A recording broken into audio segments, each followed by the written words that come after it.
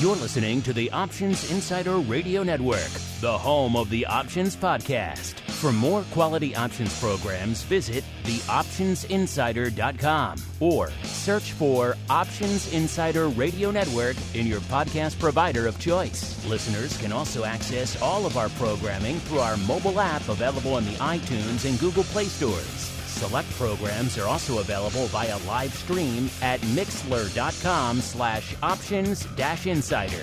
That's mixlr.com/options-insider. Don't forget to follow along with your favorite programs and submit your own questions for the hosts at twitter.com/options, stocktwits.com/options, facebook.com/theoptionsinsider, or via questions at theoptionsinsider.com.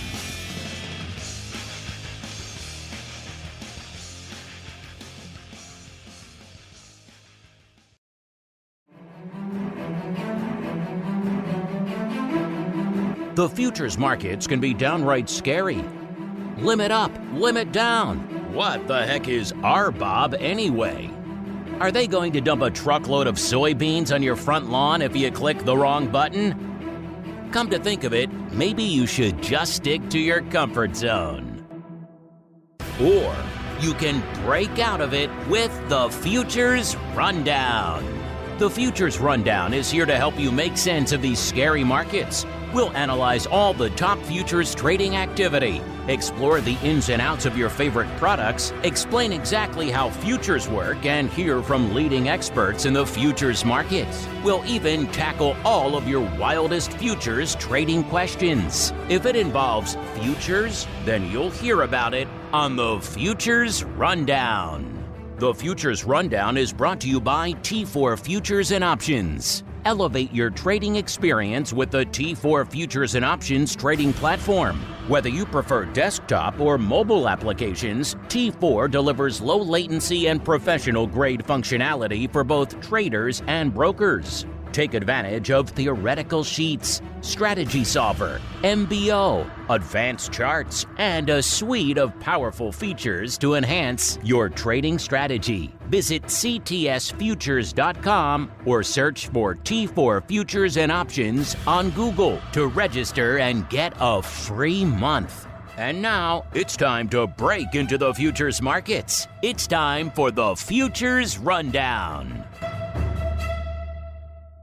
All right, everybody. That music means we are back with the newest addition to the network, turning Wednesday not just into Education Wednesday, but to another doubleheader here on the network, because it is time once again for the Futures Rundown, the program where we break down all the action in the underlying markets that we don't have a chance to talk about on most of our other shows here on the network. My name, of course, Mark Longo from theoptionsinsider.com, as well as from the aforementioned network that is 17 and a half years old and not just going strong, but growing.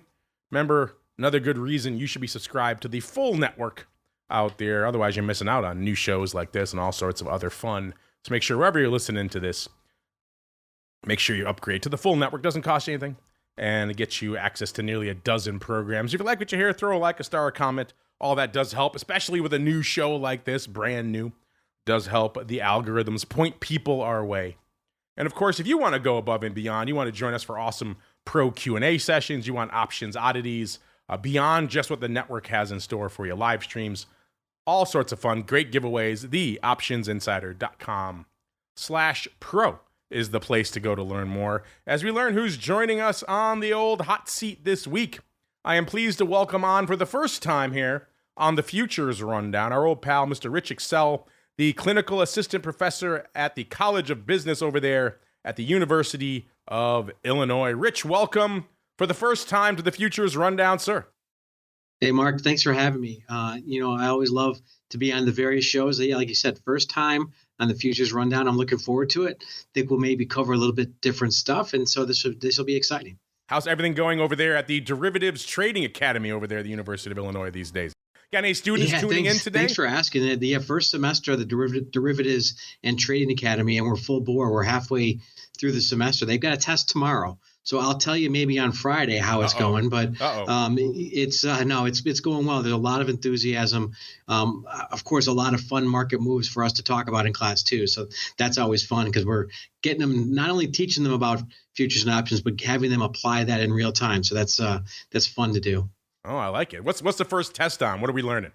Well, the first test is on it really just kind of rehashing a lot of their knowledge on intro to futures and options markets, right? So they need to know a lot about profit and payoffs for options, but then we're kind of getting into a little bit about constructing futures curves and cash and carry arb and reverse cash and carry arb and how the cash flows work and how the timing of when or if you receive any asset when you buy the futures or trade the spot or the forwards, how that all works and logistically. So they have to kind of understand what we're doing before we really do it. Oh, something that's near and dear to our hearts on this program, the whole subject of settlement and delivery and all that fun. Do you get a truckload of crude oil dumped on your lawn in the middle of the night?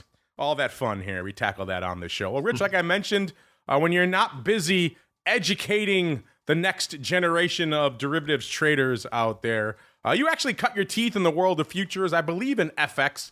This is your first time here on the Futures Rundown. Give our audience a bit of an overview of your background in the world of all things futures, sir. Yeah, for sure. Like you said, I cut my teeth at the CME in FX options and futures, Swiss franc, Deutschmark primarily.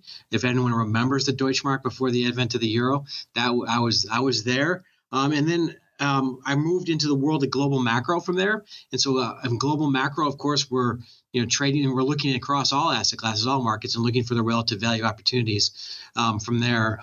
When I moved to the world of hedge funds in the multi-manager hedge fund space, there was a point when I worked with a team of people to develop in-house our own CTA or commodity trading advisor to look across kind of developing trend following algorithms to trade in the futures markets. And then, like I said, now I'm teaching about futures and options to the next generation. I call them, as I try to teach them, they need to be John Connor because the machines are Skynet, and so they need to be able to defeat Skynet. So that's how I motivate them. But I'm also working with a lot of companies kind of to help them, companies that are not necessarily, that are just retail oriented, et cetera, but that will have exposure to maybe ag markets, cattle markets, things like that, to think about how to develop hedging strategies for their businesses. And that's a bit what I do on the side when I'm not teaching. John Connor, I like that. I can get behind that. Mm-hmm. I'm excited just thinking about it. And I'm also excited about our first segment. It is time to enter the trading pit. It's time to break down all the action that's lighting up the futures markets this week. What's limit up and what's crashing and burning? Let's find out. It's time to enter the trading pit. All right, listeners, let's get into it. Let's see what's lighting up out here in the world of futures this week. It's been a pretty active week out there. Let me run down some quick winners and losers, and I want to see what's catching Rich's eye out there. By the way, I know all the diehard future people have written in, there are technically no losers. If something's selling off this week, you can be short. I get it. I understand that. We're just using that parlance here on the show for fun, make it easy for people to understand upside and downside movements. But I do understand that you can be short these contracts as well. And I know Rich has some deep dives into some particular products he's been watching as well, so it should be a fun one. Well, let's do a quick run to the upside first here. Let's be optimistic. Let's do a little top 10, see what's lighting it up over the past week since our last show. Number 10 this week, we're going out to the world of crypto with the October ETH future. So near-dated ETH getting a little bit of a lift this week, up 2.5%. Bitcoin right above it, also the October future, 2.58%. Then let's sneak in a micro as well. That's kind of cheating. Bitcoin and Ether micros, both there at the bottom as well, 2.58, 2.61. Kind of the same thing, but we'll let those sneak in for this week, listeners. Then above it, we have a contract near and dear to our hearts. We just talked a lot about it last week on the show. It is Brent crude oil, the Gies contract up 3.06%. Crude oil very much on a lot of people's minds out there. Then above it, an interesting one here. Not one I don't think ever talked about on the show before. The pork cutout Gies future up 3.2%. So getting very specific, which I love. Then number 4, a product we name drop in the intro to this program, listener. What the heck is RBOB anyway? It's coming in at number 4, the November contract up 3.63%. And then we're going out to the New York Harbor out there, the heating oil, the Nove contract out there, 3.7%. And then back to our old pal WTI, the focus of the show last week, the November contract as well, up 3.75%. And then number 1 this week, our old pal Cocoa. Cocoa's been on the rampage of late and continuing that this week, the Gies contract up 4.6%. Rich, what are your thoughts on those upside movers? Anything in particular resonating with you, sir? Yeah, I mean, a couple things that stand out to me. I mean, obviously, you look at WTI and Brent. I mean, that's the story to me that's interesting, because that I don't think that story has played out. We're seeing a little sell-off today because I think there hasn't been any imminent retaliation. And I think we're in the middle of holidays, though, in Israel. So I'm kind of expecting it. So I know it's always in everyone's mind to fade the kind of geopolitical risk moves, if you will. But sometimes something about this feels a little different to me, if you will. And then you throw in a little Chinese stimulus to the mix, and I think it's interesting to watch the price action in both Brent and WTI, because ultimately you look at it, and I try to track inflation pretty closely, and oil is a big driver of inflation. And we've got a CPI print coming out that everyone's going to be looking at, saying, hey, what's the Fed going to do, et cetera. Well, to me, keep your eye on oil, because if oil reaccelerates, that's going to pose some problems for what the Fed's going to do and for the rest of it. But then I think the other thing you mentioned, RBOB, I mean, that to me, ultimately, that is the number one commodity to watch, because it impacts consumers and it impacts the election. And here we are in a month to go to the election. Where the gas prices are probably going to matter to a few people when they kind of hit the button. So I think that one's kind of a super interesting one to keep an eye on too. I thought for sure you're going to get all excited about pork cutout there, Rich. So you're surprising me here this week. All right, let's go to the dark side now, listeners. Again, you can't be short these. You could be doing well to the downside, but they are moving to the downside this week. Number 10, the Ultra T-Bond, the Gies contract off 3.2%. Number 9, we got our old pal soybeans going out to the ags. I have a feeling we'll be going back there in a little bit. The Nove contract there off 3 1/3. Then at number 8, we've got silver, the Gies contract, Uncle Mike's favorite here. Good old silver, the Gies contract off nearly 4% this week. Then keeping it in the metals, but going out to, as the Brits say, the aluminum, the Gies contract coming in right above it there, listeners, off 4 3/4%. And then we've got here number 6. Number 6, we've got Class 3 milk off 4.89%. Number 5, we've got good old soybean meal. Again, the Gies contract off 5.2%. And then number 4, high-grade copper. Going out to copper, getting base, listeners, in the metals. The Gies contract off 5.32%. Number 3, getting precious now, but still staying in the metals. I'm seeing a theme here to the downside this week, listeners. Platinum, going longer term, though. The Jan contract. That's interesting. The Jan Platinum contract off 5.8%. Then number 2, one of our favorite products here, just because it shows up with seeming irregularity here these days. Cash settled cheese, the Nove contract off 6 1/4%. And the big dog to the downside this week, listeners, Nat Gas, the Nove contract off 8.63%. So we've got some winners and some losers in the energy complex. Rich, I know you're all about the cash settled cheese, sir. Does it surprise you that it's off about 6 1/4% this week?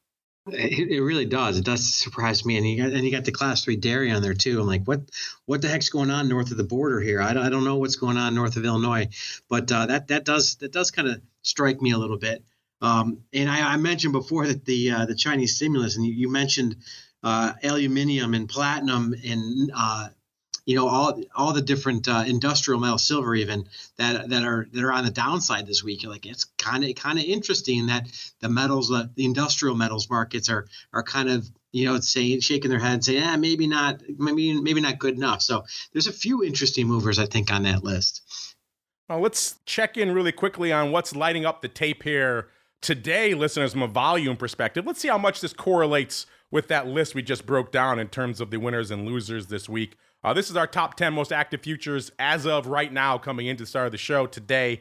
we had to do a little bit of adjusting to this list. We had some micros, those pesky micros sneaking in there in the S&P and the NASDAQ. So we cut those out. Those would be somewhere in our number 2 and number 4 in the list otherwise. So micro, that's kind of cheating. It's not really 900, 700,000 contracts at the end of the day. So an adjusted, edited top 10 here for you. Listen, number 10, listeners, the Ultra T-Bond. We were just talking about that in our winners and losers for the week. The Gies contract, 169,000 of those on the tape today. Number 9, we're going out to the 30-year.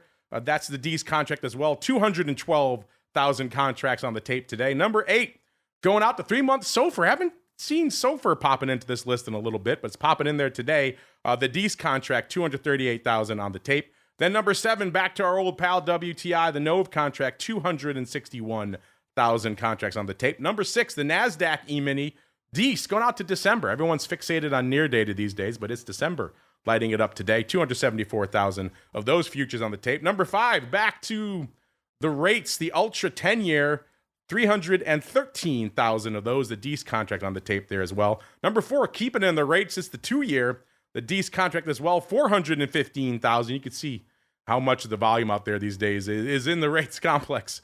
Number 3, once we kicked out those pesky micros, we've got the S&P E-mini at number 3, listeners, the Gies contract as well, 587,000 contracts on the tape. And then 2 and 1, back to the rates complex. Number 2, the 5-year note, Gies contract, 629,000 contracts on the tape. And the big dog, as usual, week after week these days, it's the 10-year Gies contract, almost 1 million on the tape already, 963,000. So that one lighting it up. Rich, any surprises for you in our most active futures today? No, there's not. And I wonder if there isn't a common thread kind of weaving through all that, where you see so much action in the rates market from the very short end to the very, very end of the curve. And I wonder to what extent the adjustments that we're seeing in the rate expectations are impacting some of those other things, like in the equities markets, and how much of that adjustment in rate expectations is coming from that move in WTI as well. So I wonder if there's not a common thread that's kind of weaving through all of that activity we're seeing, where ultimately it's tied into what's the Fed going to do. Well, Rich, I know you've been taking deep dives into a lot of the products I just mentioned here. So let's hit on a couple of those now. In particular, listeners, if you want to follow along, Rich writes some fun articles over there at CME Group.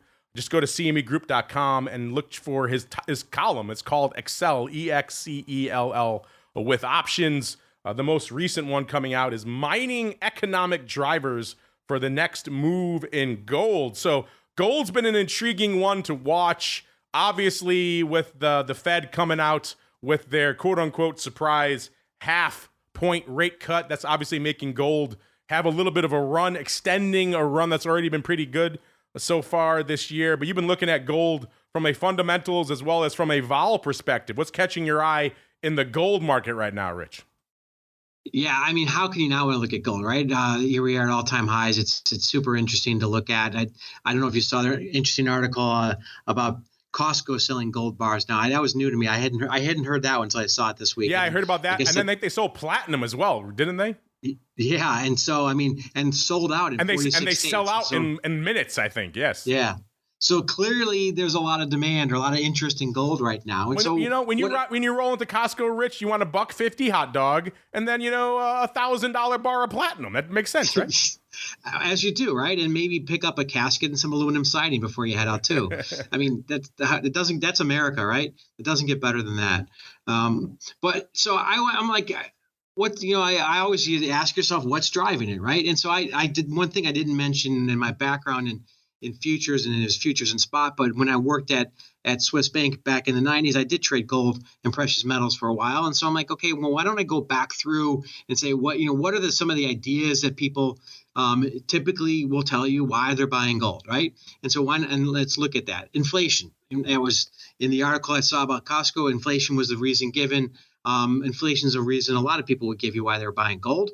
So I took a look at it. I looked at the price of gold versus the inflation surprise indices, both global and U.S.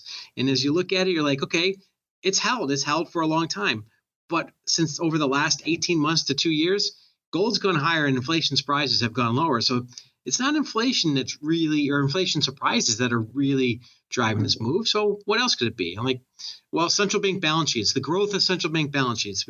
Debasement of fiat currency. That's an argument that we kind of have heard for this, test of time when it comes to for gold bugs, the reason to own gold. And again, that kind of fit pretty well. The data fit pretty well until about COVID, when balance sheets exploded and gold kept up for a while, but then it basically went sideways for a long time. And since 2022, global balance sheets have been coming down, but in the last couple of years, again, gold's exploded higher. So they're really, the last parts of the move here, the last 2 years, really don't seem to be tied to what we're seeing in central bank balance sheets. Looking on like supply and demand, of course, anytime you're looking at the futures markets, we want to be thinking about that. But looking at the supply and demand data, it's really not the driver. Looking at retail interest in the ETF space, the shares outstanding, that's started to tick up, but just really recently, and had been falling for 4 years before that. So that's probably not what's looking at it. And real interest rates, we just talked about interest rates. I mean, that's always one that we would kind of think about. And if anything, the real interest rates are telling you gold should go lower, not higher. Global geopolitical risk. Look at measures of risk that we could across different markets. Economic uncertainty risk, VIX, if you will, MOVE index, just different measures of risk across markets. And there tend to be more on the lows, not on the highs, and gold's on the highs. And so, you're looking at it and you're like, don't seem to be a lot of those fundamental drivers. But at the same time, you look at it and clearly gold is trending. But as I was looking at the charts technically, what I noticed is that we had both all the daily, weekly, and monthly charts were all very overbought. And so then as I was kind of looking through, like, what's the trade here? Is the idea like, okay, I can't really find a good fundamental reason to want to hold on to this gold. Technically, it's looking overbought on all three periods. And so this sounds like something where I want to kind of fade it, if you will. And but I have to be cognizant of the fact that if I look at a position, look at the commitment of traders, and that's kind of at 5-year highs in terms of length, et cetera. So I want to do this via the options market, because it is trending, right? So you don't want to fade strong moves, right? And so you got to be careful on those counter trend moves. And you actually look at the C-vol market, and you look at what's going on in the options market, and vol has not been responding to this latest move higher, which potentially offers an opportunity to use a vol structure to fade the move. And so what I look to set up is what I would call a split strike fly. Some might refer to it as a broken wing fly, but for me, a broken wing fly is asymmetric in a little bit different way than this one. So I went out to November, said, okay, I want to get past the election, et cetera. And I'm just going to basically buy, a 25.50 put, sell a couple of the 25.75s, and then buy one of the 26.25. And so it's a little asymmetric, because if gold were to completely roll over and move a lot lower, I still make a little bit of money. It's like normally with flies, people struggle because you have to really pinpoint exactly where it's going to stop. But this one, if it keeps going, I still make some money. I have to pay a little money up front for that, but I don't mind paying a little bit of premium when I'm fading a strong trend and looking for a counter trend move, because it's still going to give me a defined risk. And I know, there's no free lunch out there. So I have to pay a little bit of money. So I figured that was kind of to me, a good structure to fade a move that is clearly technical in nature, where I couldn't find a good fundamental driver. But it wasn't really an imminent catalyst for it to roll over, other than the fact that maybe things are looking a little bit overbought here. And so that's kind of how I kind of came up with it, looking at through using the different tools available to us at the CME to try to analyze not only the moves that are happening, but how we might want to implement some of our ideas.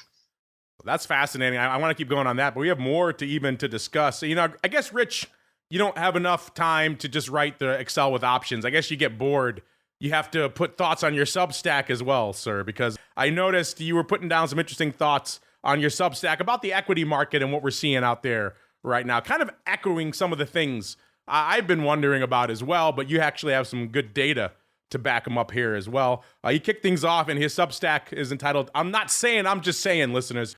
If you talk about the, I think, ridiculous number we had just a week or two ago, the non-farm payroll number blowing the doors off, over 250,000 when they were expecting about 150,000, so over 100,000 more. just crushing it by just about any metric out there. The markets, of course, as they are wont to do, kind of rallied off that. A lot of people thought maybe this was the sign that things are looking good, but even before that, going back to something that I mentioned earlier, something that I've kind of been mulling over, I think a lot of people have obviously been mulling over this as well, is the Fed taking that surprisingly aggressive move to go a half point.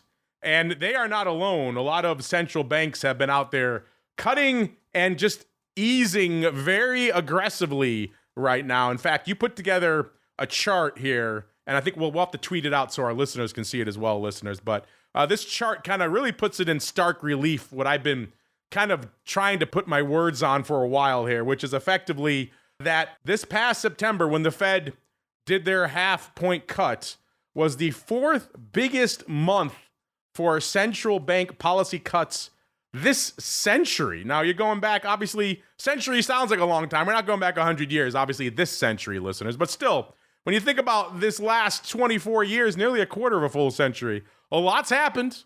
We've had, of course, the great financial crisis back in 08, 09. That was close to where we are right now, slightly higher. Then, of course, March of 2020, when everyone and their mother had to cut for obvious reasons. And then now here we are, September of 24, equity markets at new all-time highs pretty much every day, it seems like. Underlying stocks at new all-time highs across the board. And yet we have the fourth biggest month, if you count December of 08 and March of 09 as separate, even though that was all one big crisis lumped together. But if you take those months separately, this is the fourth largest month for central bank policy rate cuts since 2000. And usually, like you see in this chart, Rich, we're usually at some pretty dire moment in the global economy when we have to do this. And yet right now, it's completely the opposite.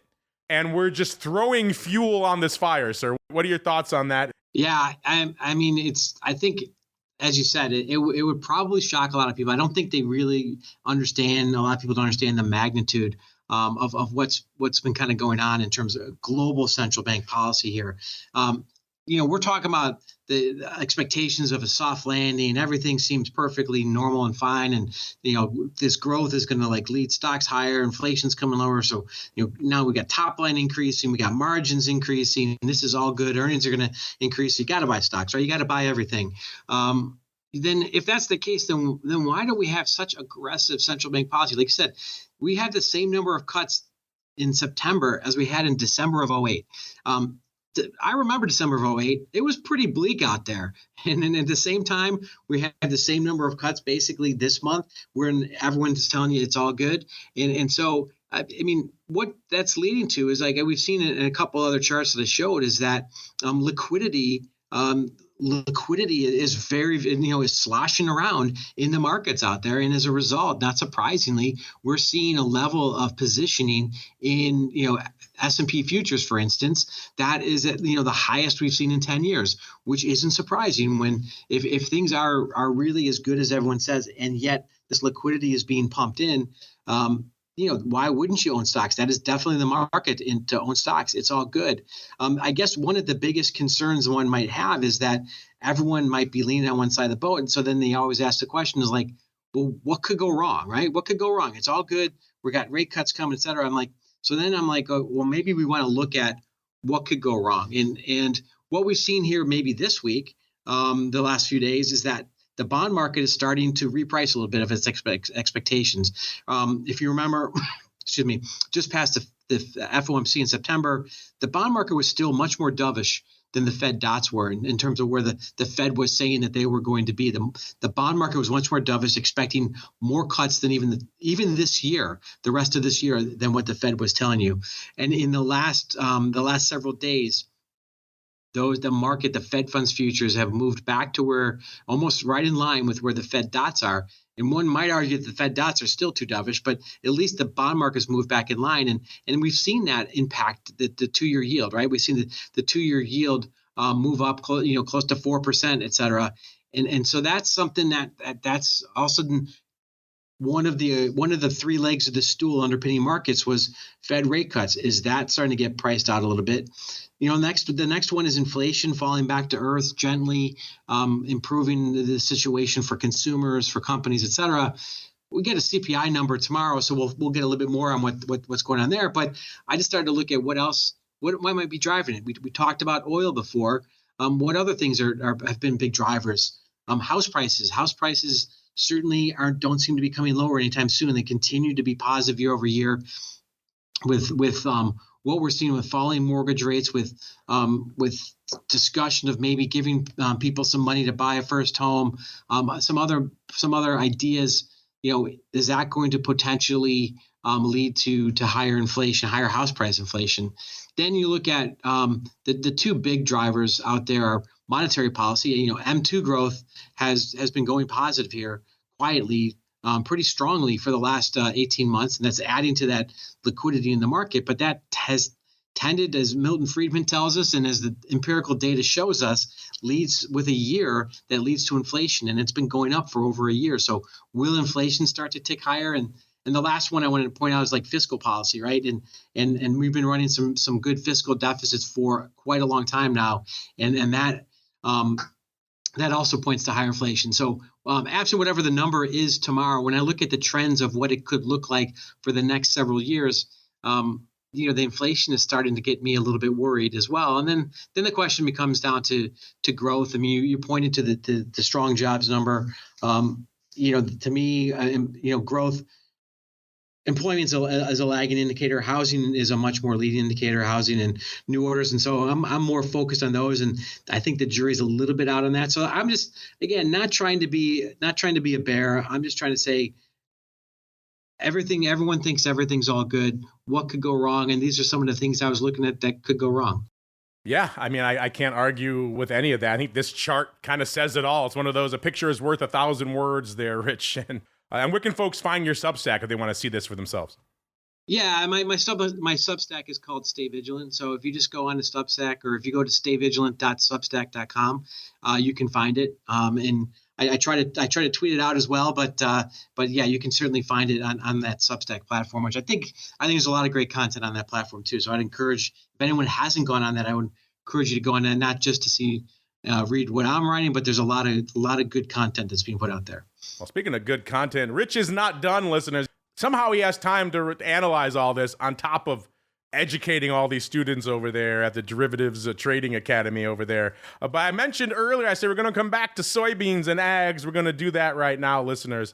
Another recent Excel with Options report that Rich put out entitled Navigating Corn and Soybean Volatility Ahead of the October WASDE report. And you might be saying, what the hell is the WASDE report? Well, it's coming out soon, October 11th. So we have great timing on this one, listeners. WASDE report, WASDE, stands for the World Agricultural Supply and Demand Estimates. And that's not enough acronym soup for you. It's put out by the World Agricultural Outlook Board, the WAOB. So ags just full of alphabet soup there, listeners. But that's what we're talking about. Obviously, a key volatility and price action driver in the ag markets. It's coming up in a couple of days. Mr. Rich, what have you spotted out there in the corn and soybean markets ahead of the WASDE report, sir?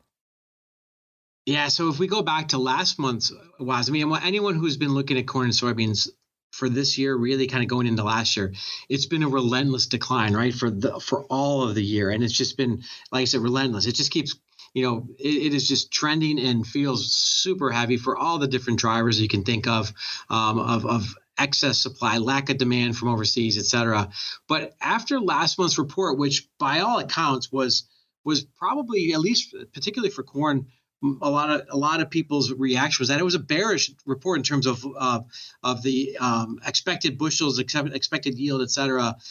So one might think that prices would have continued lower. However, what we've seen over the course of September is corn and soybeans, to a lesser extent, had a very sharp rally from the lows. And so, that's that trading instinct kicks in, right? When prices move in the opposite direction of where you think that fundamental might suggest, that kind of suggests that maybe there's something else going on. And sure enough, we see that the short in corn had been cut more than kind of cut in half over that period of time, and the short in soybeans was cut too, but to a lesser extent.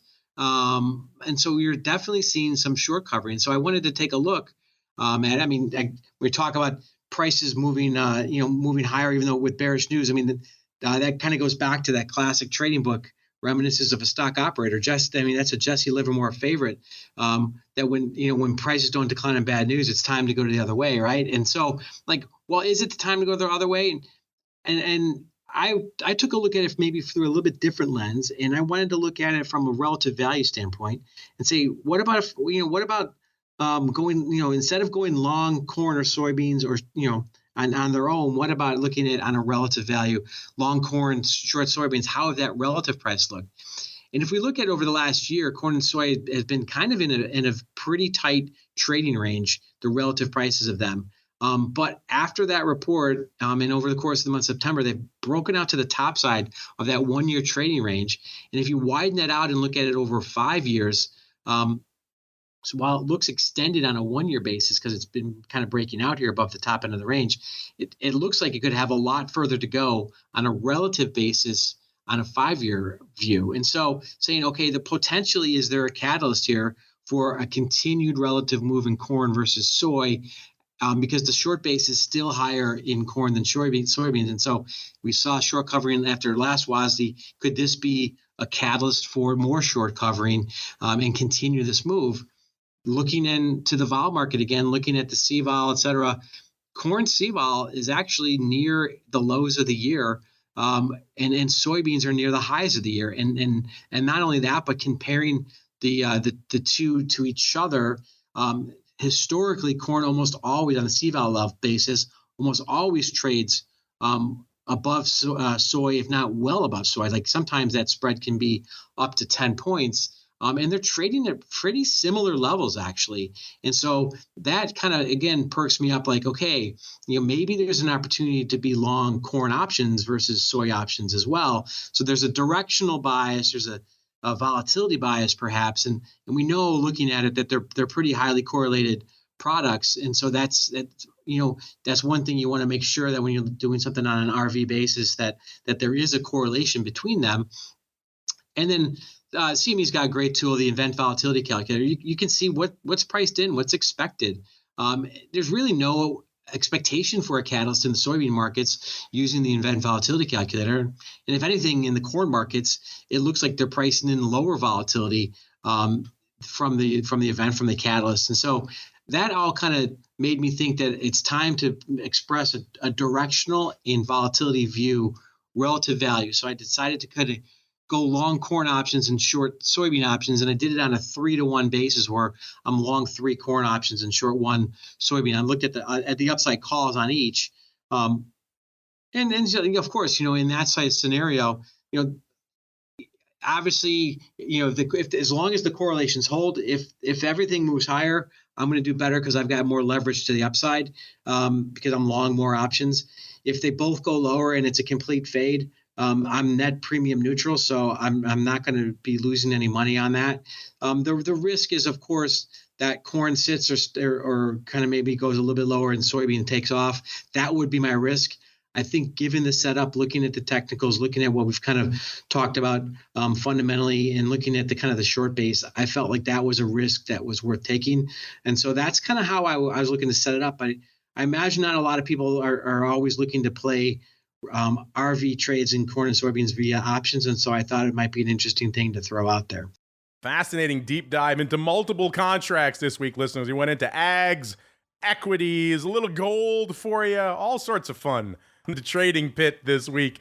I was going to get into some symbology and some contract month crows, but kind of running a little long. So tell you what, we'll save that for your next appearance, Mr. Rich. Instead, we'll get into a little bit. You are the educator, after all. You can educate us all on why these contract month codes make no sense in futures, as we keep on rolling into a little bit of the old futures free-for-all.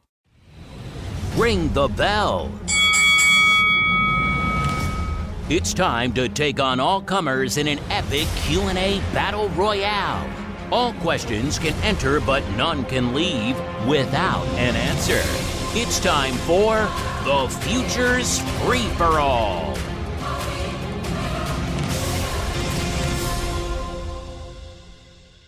All right, welcome to the Futures Free-for-All. This is, of course, the listener engagement segment. You folks get to sound off on what's floating your boat out there, what's catching your eye. And actually, Rich, I wanted to get your thoughts on the results of our recent question of the week out there, because we were just talking about government stimulus out there and Fed stimulus out there for the market, and the fact that we're at all-time highs, and also the fact that we have, and I'm not sure if you heard, there's an election imminent coming up in the next month, so that's certainly a catalyst for a little bit of volatility, a little bit of concern out there in the markets. We asked our audience this time a week ago, the election is looming. What is your trading plan through election day? Gave you 4 different choices. Stay long, stay the course, so pretty much just stay put, don't change anything. Or get flat, go to cash. Maybe you're feeling a little bit nervous out there right now. Or you're feeling very nervous, you're getting short, or you're just hedging your portfolio pretty aggressively. Or maybe you're just keeping things bite-sized, you're just trading small and staying intraday. And Mr. Rich, it was kind of a tight fight most of the week. At the end of the week, stay long, stay the course ended up taking it with 39.3%.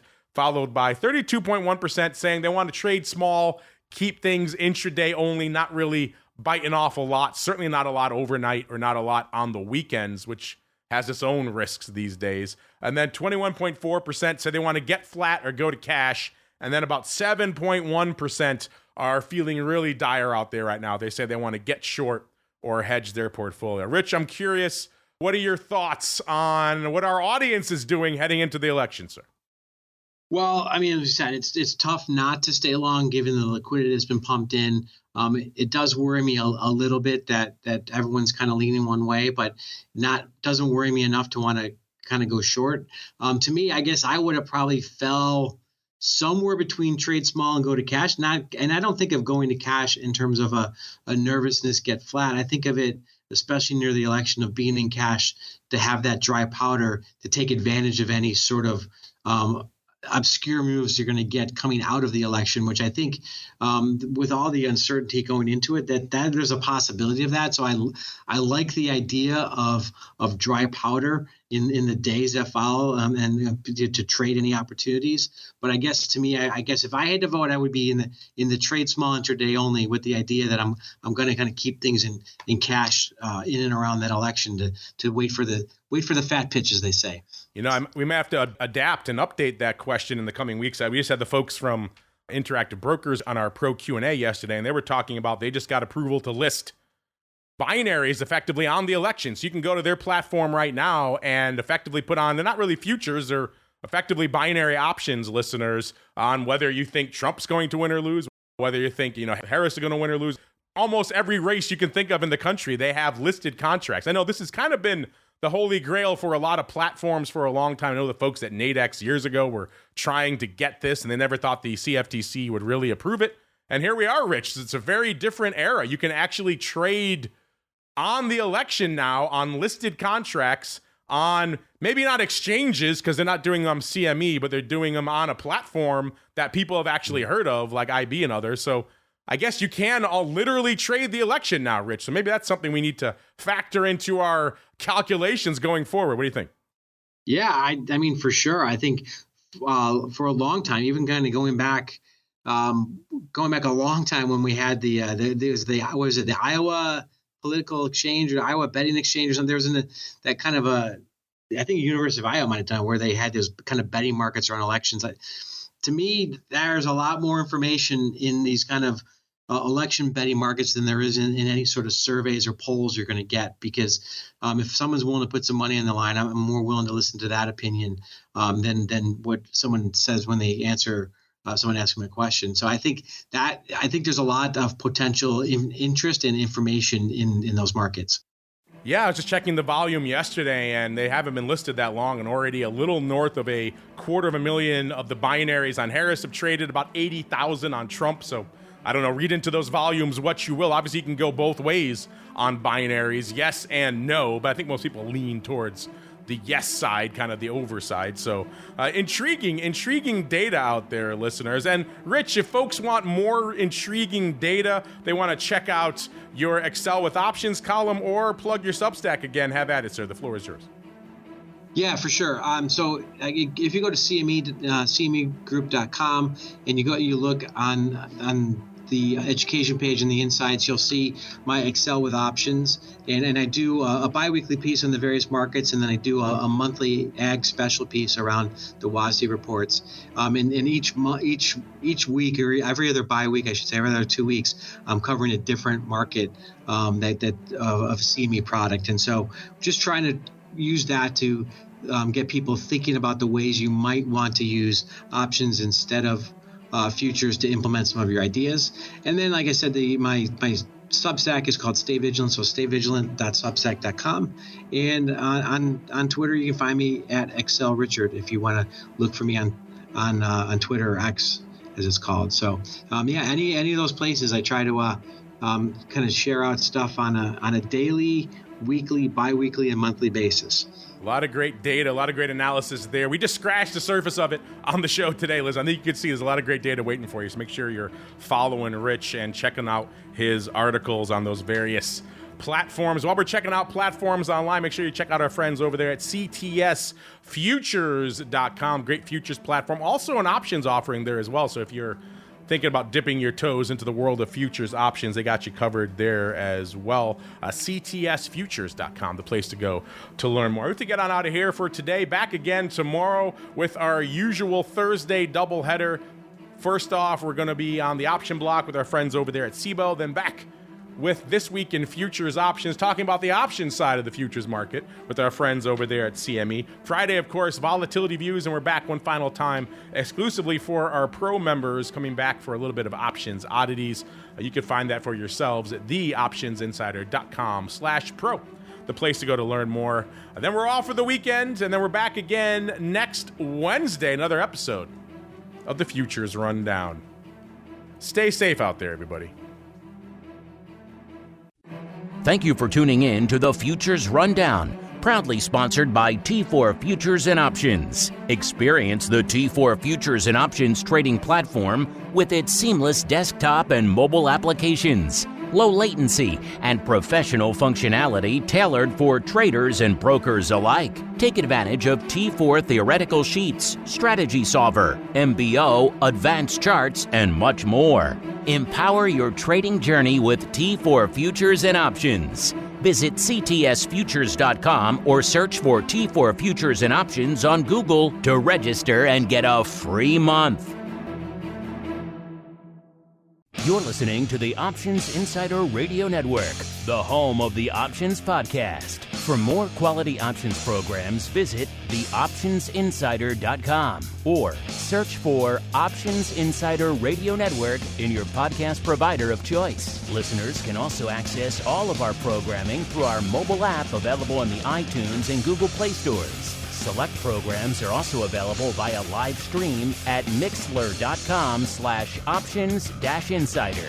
That's mixlr.com/options-insider. Don't forget to follow along with your favorite programs and submit your own questions for the hosts at twitter.com/options, stocktwits.com/options, facebook.com/theoptionsinsider, or via questions at theoptionsinsider.com.